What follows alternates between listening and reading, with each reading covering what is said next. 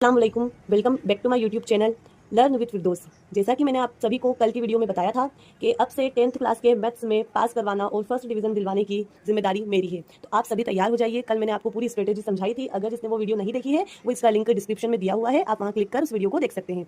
सो अब से तैयार हो जाइए। रोजाना 10 ऑब्जेक्टिव जो है मैं आपको इस चैनल पर करवाऊंगी और उसके बाद आपको प्रैक्टिस करने के लिए इसी चैनल की पोस्ट में जाकर मैंने क्विज दिए हैं। आपको यही क्विज याद करना है, वहाँ पर उनका आंसर टिक करवाना है। मैं यहाँ पर आपको सिखाऊंगी और वहाँ जाकर आप उसे रिवाइज कर सकते हैं, जिसके आपके रोजाना 10 ऑब्जेक्टिव कंप्लीट हो जाएंगे। क्योंकि ध्यान रखिएगा, बोर्ड एग्जाम में 32 नंबर के ऑब्जेक्टिव आते हैं।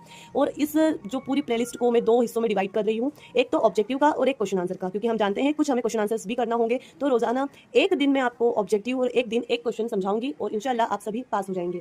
तो चलिए स्टार्ट करते हैं। आज का जो हमारे ऑब्जेक्टिव है वो सभी प्रीवियस ईयर के ऑब्जेक्टिव है। मैं आपको इन प्लेलिस्ट में 2021, 22, 23 और 24, 25 तक के सारे ऑब्जेक्टिव करवाऊंगी और इसी में से ऑब्जेक्टिव हर साल जो है रिपीट होते हैं। सबसे पहला और एग्जामिनर का जो आपको एग्जाम पेपर बनाकर देते हैं उनका सबसे फेवरेट टॉपिक HCF ऑफ। हर साल एक तो आता ही आता है। आपको HCF निकालने का क्वेश्चन दिया जाएगा, आपको HCF फाइंड करना है। यहाँ पर जो नंबर है वो 6 और 20 है। नंबर बदल सकते हैं, आपको निकालना याद होना चाहिए। HCF कैसे निकालते हैं, यहाँ पर हमें 6 का और 20 का HCF निकालने को कहा है। बहुत इजीली आप निकाल सकते हैं। आप इन्हें इनके फैक्टर निकाल दीजिए इस तरीके से। और फैक्टर निकालने के बाद इसमें जो भी नंबर कॉमन है उसे ले लीजिए। देखिए यहाँ पर कॉमन क्या है, 2, इसीलिए आपका जो HCF होगा वो क्या होगा, 2।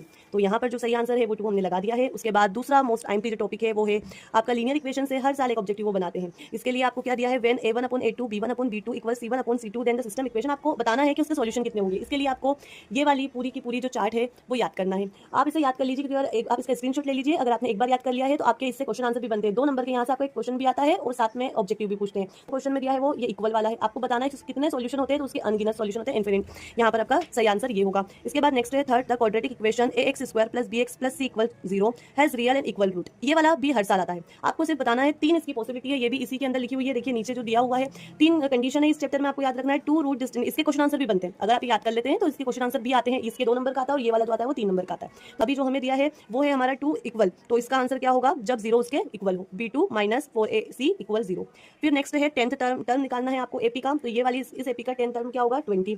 फिफ्थ वाला है the distance between point 2, 3 and 4, 1 is, उसका आंसर आएगा आपका √8।